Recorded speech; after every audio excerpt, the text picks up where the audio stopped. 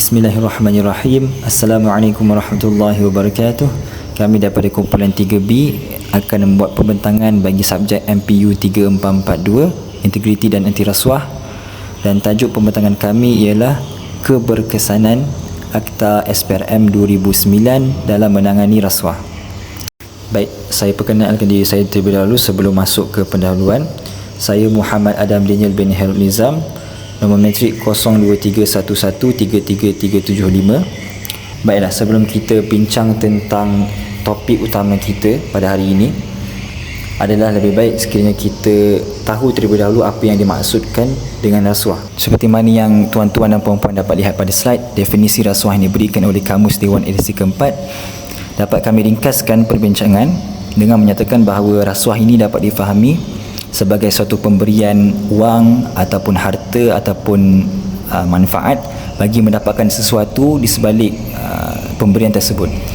Misal kata CA memberi CA dan CB melakukan kontrak untuk satu projek, tetapi disebabkan projek tersebut besar, kita katakan proses untuk meluluskan projek tersebut agak sukar, tapi CA memberi rasuah dengan mengatakannya sebagai hadiah, misal kata kepada CB bagi mendapatkan kelulusan secepat yang mungkin.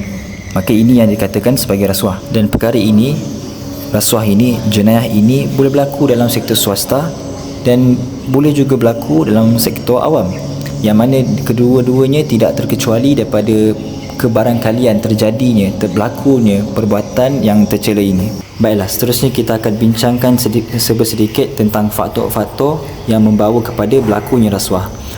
Dan faktor-faktor tersebut dapat dibahagikan kepada dua kategori, yakni faktor dalaman, faktor individu, dan kedua faktor luaran, yang faktor kita boleh katakan faktor yang melibatkan persekitaran yang tidak boleh dikawal seperti ekonomi.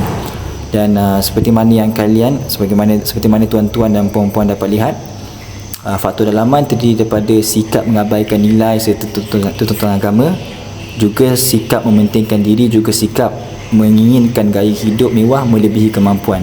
Adapun faktor luaran adalah seperti yang saya katakan tadi, ekonomi, seperti tekanan kewangan dan juga kadar gaji rendah. Kesemua ini boleh menjadi faktor kepada berlakunya rasuah. Seterusnya kami akan memaparkan sedikit tentang Suruhanjaya Pencegahan Rasuah Malaysia atau singkatannya SPRM. Sebagaimana yang tuan-tuan dan puan-puan dapat lihat, dengan beralihnya zaman, banyaknya institusi-institusi yang ditubuhkan oleh kerajaan sebagai usaha untuk menangani gejala rasuah. Kemudiannya kita akan lihat pada transformasi undang-undang pencegahan rasuah di Malaysia, yakni apakah sejarah, apakah akta-akta ataupun peraturan-peraturan yang dikuatkuasakan di Malaysia sebelum adanya Akta Suruhanjaya Pencegahan Rasuah Malaysia SPRM 2009. Dengan seperti selalu, tuan-tuan dan puan-puan dapat lihat akta-akta ataupun peraturan-peraturan yang melibatkan usaha mencegah rasuah yang telah dilaksanakan, yang telah dikuatkuasakan sebelum adanya Akta SPRM 2009. Dan maklumat-maklumat ini kami bersumberkan kepada Pelan Strategi SPRM 2021 sehingga 2025. Baiklah, kemudiannya kita akan lihat kepada hukuman-hukuman yang diperuntukkan di bawah Akta SPRM 2009. Terdapat dua peruntukan hukuman, di antara penjara dan denda, iaitu penjara tidak melebihi 20 tahun, adapun denda nilai suapan itu ataupun nilai pemalsuan itu atau nilai rasuah itu digandakan 5 kali atau didenda sebanyak RM10,000. Dan perihal denda ini perlu dilihat sama ada denda sebanyak RM10,000 itu lebih tinggi ataupun denda hasil daripada gandaan nilai suapan. Misal kata berlakunya rasuah sebanyak RM5,000 digandakan 5 kali dan didapati bahawa nilai tersebut lebih tinggi daripada RM10,000, maka denda sebanyak RM25,000 itu akan dilaksanakan sekiranya diputuskan hakim. Seterusnya kami akan sentuh sedikit tentang Akta Suruhanjaya Pencegahan Rasuah Malaysia 2009 atau juga dikenali sebagai Akta 694. Seperti mana yang tuan-tuan dan puan-puan dapat baca, dapat kami ringkaskan bahawasanya akta ini dirangka dan diperuntukkan bagi memberi ruang kepada Suruhanjaya Pencegahan Rasuah Malaysia ditubuhkan dan membenarkan atau memberi izin kepada SPRM untuk melakukan peruntukan-peruntukan yang selanjutnya, yang bertujuan untuk mencegah rasuah. Apakah objektif, apakah matlamat utama yang ingin dicapai oleh Akta SPRM 2009 ini? Yang pertama, menggalakkan integriti dan kebertanggungjawaban pentadbiran sektor awam dan swasta dengan menubuhkan SPRM. Kemudian, mendidik pihak berkuasa awam, pegawai awam dan orang awam tentang rasuah dan kesan buruknya, implikasinya terhadap pentadbiran sektor awam dan swasta serta masyarakat. Apakah di antara peruntukan-peruntukan di bawah Akta SPRM 2009? Antaranya Seksyen 16 yang menyentuh tentang kesalahan menerima suapan, yakni suapan itu ataupun rasuah itu dikira sebagai satu kesalahan. Kemudian ada juga sentuh kesalahan memberi atau menerima suapan oleh ejen pada Seksyen 17, manakala Seksyen 18 melibatkan kesalahan dengan maksud untuk memperdayakan prinsipal oleh ejen. Dan juga terdapat di sana Seksyen 23 yang menyentuh tentang kesalahan menggunakan jawatan atau kedudukan untuk suapan. Baiklah, seterusnya kita beralih kepada indeks rasuah untuk kita dapat gambaran yang lebih jelas tentang keadaan, tentang situasi gejala rasuah di Malaysia. Indeks persepsi rasuah, Corruption Perception Index 2022 yang dikeluarkan Transparency International TI mendapati Malaysia berada di kedudukan ke-61 daripada keseluruhan 180 negara berbanding tangga ke-62 pada tahun 2021. Berdasarkan skor CPI, sekiranya lebih rendah skor yang direkodkan, lebih tinggilah kes rasuah yang berlaku di sebuah negara. Manakala jikalau lebih tinggi skor yang direkodkan, lebih besar sebuah negara itu daripada gejala atau amalan rasuah. Hal ini menunjukkan, berdasarkan graf yang dapat tuan-tuan dan puan-puan lihat, hal ini menunjukkan jenayah rasuah di Malaysia semakin bertambah. Dan untuk makluman tuan-tuan dan puan-puan, setakat mana data yang direkodkan oleh TI di dalam laman web resmi mereka, pada tarikh video pembentangan ini diusahakan untuk disiapkan, Malaysia menduduki tangga yang ke-61 dan mempunyai skor sebanyak 47. Assalamualaikum warahmatullahi wabarakatuh. Nama saya Suhaib bin Muhammad. Nombor metrik 0231131113. Baik, kita beralih kepada slide yang seterusnya. Slide ini menunjukkan statistik jumlah tangkapan keseluruhan daripada kes-kes rasuah yang berlaku di Malaysia dari tahun 2018 sehingga 2023 bulan Oktober berdasarkan data-data terkini yang kami peroleh daripada laman web rasmi Suruhanjaya Pencegahan Rasuah Malaysia SPRM. Statistik mendedahkan bahawa jumlah tangkapan yang agak besar telah dibuat oleh SPRM dari tahun 2018 sehingga 2023 yang melibatkan pegawai awam dan orang awam. Terdapat 894 orang telah ditangkap pada tahun 2018 dan tahun yang berikutnya iaitu tahun 2019 telah mencatatkan rekod yang tertinggi sepanjang sejarah sejak penubuhan SPRM, iaitu sebanyak 1,101 orang telah ditangkap pada tahun tersebut. Seterusnya, jumlah tersebut telah menurun kepada 998 pada tahun 2020 dan kemudiannya dia menurun lagi pada tahun 2021 iaitu sebanyak 851 tangkapan. Kemudian statistik menunjukkan peningkatan tangkapan kepada 909 pada tahun 2022 dan pada tahun 2023 pula terdapat 1054 tangkapan telah dibuat setakat bulan Oktober berdasarkan data terkini yang kami peroleh daripada portal rasmi SPRM.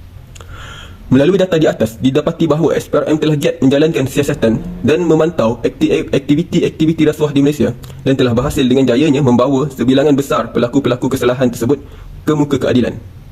Namun, indikasi graf menunjukkan golongan ini seakan-akan tidak mengambil pelajaran, malah bilangan mereka yang terlibat makin bertambah seiring usaha yang dilancarkan bagi Assalamualaikum warahmatullahi wabarakatuh. Nama saya Akil Syukri bin Khairuddin. Nombor matriks 0231133170. Pembentangan saya adalah tentang jumlah tangkapan rasuah mengikut kategori dari bulan Januari sehingga bulan Oktober 2023. Berdasarkan graf palang yang disediakan, golongan yang terlibat dengan kes rasuah adalah sektor penjawat awam dan sektor awam. Palang yang berwarna merah mewakili sektor penjawat awam, manakala palang yang berwarna biru mewakili sektor awam.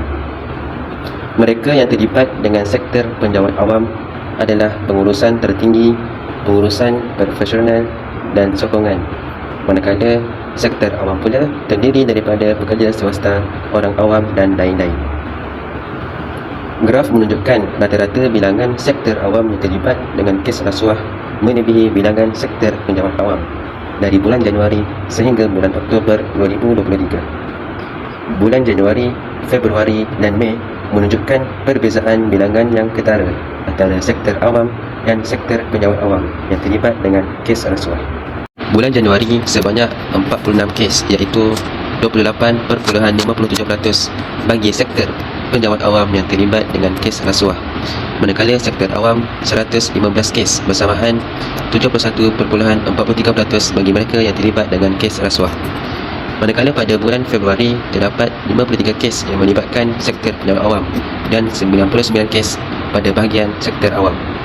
Pada bulan Mei pula hanya 25 kes yang dicatatkan pada sektor penjawat awam berbanding sektor awam yang melebihi bilangannya iaitu sebanyak 111 kes. Lain-lain bulan seperti bulan April dan Jun sehingga Oktober 2023 menunjukkan perbezaan yang tidak ketara antara jumlah sektor awam dan sektor penjawat awam yang terlibat dengan kes rasuah. Bismillahirrahmanirrahim. Nama saya Maryam binti Razali. InsyaAllah akan membentangkan berkenaan bahagian usaha-usaha yang telah dijalankan oleh pihak SPRM bagi menangani gejala rasuah. Baik, saya teruskan kepada slide yang berikutnya. Yang pertama ialah pengesahan risiko rasuah dalam amalan sistem dan prosedur dalam badan awam. Yang antara usaha-usaha SPRM, macam mana dia nak buat pelan-pelan yang akan datang adalah yang pertama dengan pengesahan risiko rasuah. Yang kedua, memberi khidmat nasihat kepada para ketua badan awam. Okey, dan yang ketiga ialah mendidik orang ramai supaya memberi kerjasama dalam menentang rasuah.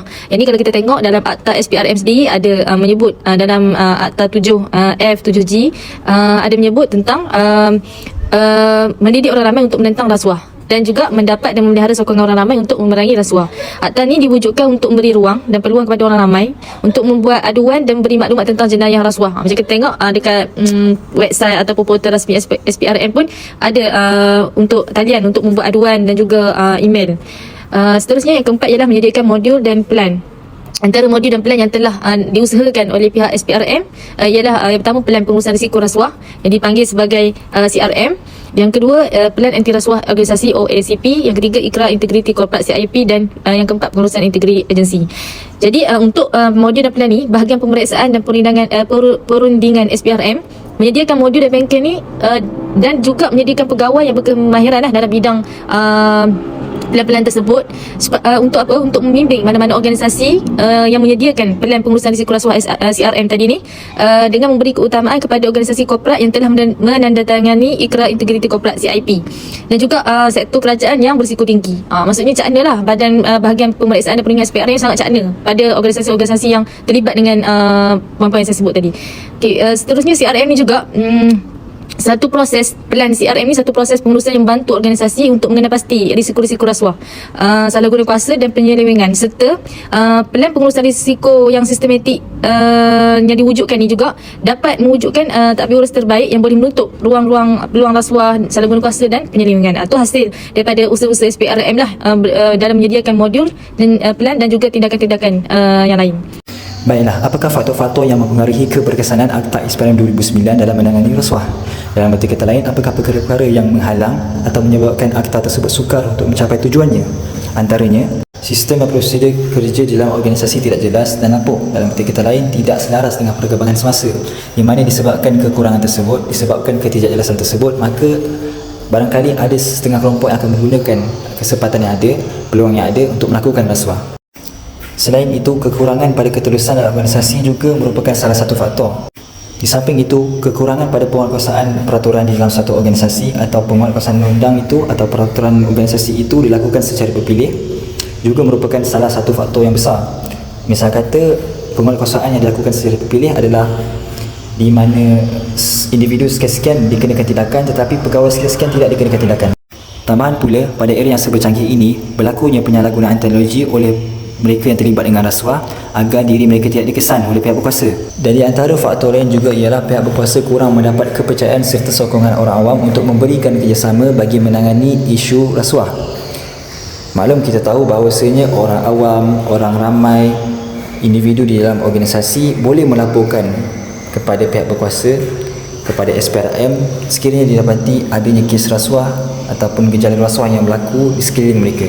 Seterusnya, rumusan dan cadangan.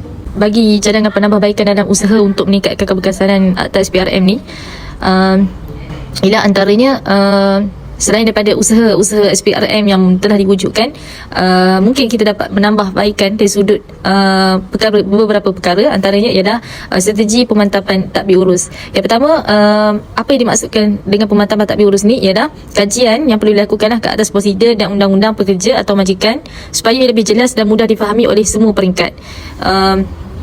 Macam contoh akta tu sendiri, akta tu perlu diterangkan secara, orang kata secara detail lah kepada para pekerja, terutama pekerja-pekerja yang baru kan. Seterusnya, prosedur dan undang-undang yang lapuk dan tidak relevan perlu dikemaskini atau dipinda. Jadi macam kita tahu, selari dengan teknologi, selari dengan kemodernisasi pada hari ini. Jadi mungkin ada undang-undang yang tidak berapa relevan, terutama yang berkait dengan teknologi dan sebagainya. Jadi perlu dikemaskini dalam bentuk yang barulah ataupun dalam bentuk yang lebih sistematik. Yang ketiga adalah dasar undang-undang serta skop kuasa pihak berkuasa yang berautoriti perlu dijelaskan secara bertulis serta dikuatkuasakan tanpa mengira pangkat. Jadi macam kita tahu, dasar undang-undang ni sangat penting dan skop tugas pihak berautoriti tu patut dipahami oleh semua peringkat, tak kira apa-apa peringkat pun dalam organisasi tersebut. Jadi dasar undang-undang ni perlu ditulis sebab apa? Sebab mudah untuk lebih mudah memberi kefahaman kepada peringkat-peringkat tadi ni untuk membaca dan menganalisa lah. Pada siapa yang bertanggungjawab dan sebagainya. Seterusnya yang kedua ialah penglibatan dari masyarakat. Masyarakat ni merupakan satu elemen yang sangat penting lah untuk keberkesanan Akta SPRM ni. Sebab apa? Sebab tanpa masyarakat tak akan ada penggerak ataupun pembasmi untuk jenayah rasuah ni. Apa yang perlu dibuat ialah mewujudkan saluran aduan secara terbuka. Contoh boleh buat dalam bentuk digital ataupun apa-apa yang senang untuk masyarakat buat ini kan, berdasarkan gadget, berdasarkan website yang mudah didapati.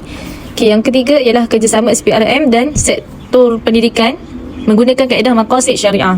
Maqasid syariah ni ialah satu pendekatan yang digunakan dalam agama, yang mana dia lebih menerapkan nilai-nilai integriti dan kerohanian. Jadi macam kita tahu, nilai-nilai integriti dan kerohanian ni dia sebenarnya memberi kesan. Walau apa pun tindakan yang kita buat, tapi kalau tak ada jati diri dan rohani individu tu, maka tindakan tu tetap tak menjadi kesan lah pada diri individu tu. Kenapa sektor pendidikan ni, kenapa perlu adakan dengan sektor pendidikan? Sebab untuk mendidik masyarakat ni adalah bermula dengan golongan-golongan remaja, golongan-golongan yang akan mempengaruh bangsa dan rakyat suatu hari nanti. Antara yang pertama ialah mewujudkan pusat rujukan ilmiah mengenai nilai-nilai etika, integriti, kesalahan rasuah, salah guna kuasa dan penyelewengan. Serta yang kedua, mewujudkan perkongsian pintar. Ini macam kalau sebelum ni ada usaha daripada SPRM telah mewujudkan untuk masukkan subjek integriti dan anti rasuah ni dalam universiti, kan. Tu antara langkah lah, antara langkah dan juga penambahbaikan untuk keberkesanan Akta SPRM ni. Tujuan dia apa? Untuk memberi kefahaman kepada pelajar-pelajar lah, terutamanya anak-anak muda ni, tentang apa itu jenayah rasuah, apa itu hukuman untuk rasuah, kan. Jadi untuk penambahbaikannya adalah mewujudkan rujukan ilmiah ni adalah sebagai, orang kata, mudah untuk pelajar-pelajar ni terdedah dan juga mendapat info tu secara berkala. Jadi taklah kata bermusim. Dan seterusnya perkongsian pintar ni, macam zaman sekarang anak-anak muda pun terlibat dengan teknologi. Benda tu tak dapat dipisahkan. Dan juga sekolah pun sekarang menggunakan kecanggihan teknologi ni dalam penyampaian maklumat kepada pelajar. Jadi berkenaan perkongsian pintar ni mungkin boleh mewujudkan program-program di bawah kerjasama sekolah ataupun institusi pendidikan yang dapat menyampaikan kesedaran kepada masyarakat dan juga individu itu sendiri. Contoh macam pertandingan e-program anti rasuah yang dibuat pada tahun 2020, yang mana melibatkan pelajar dalam beberapa pertandingan, dalam beberapa kategori pertandingan yang membawa kepada tajuk anti rasuah dan memupuk nilai integriti. Jadi ni mungkin antara cadangan penambahbaikan dalam usaha untuk meningkatkan keberkesanan untuk Akta SPRM 2009. Baiklah, sekian sahaja daripada kami. Terima kasih atas perhatian tuan-tuan dan puan-puan. Assalamualaikum warahmatullahi wabarakatuh.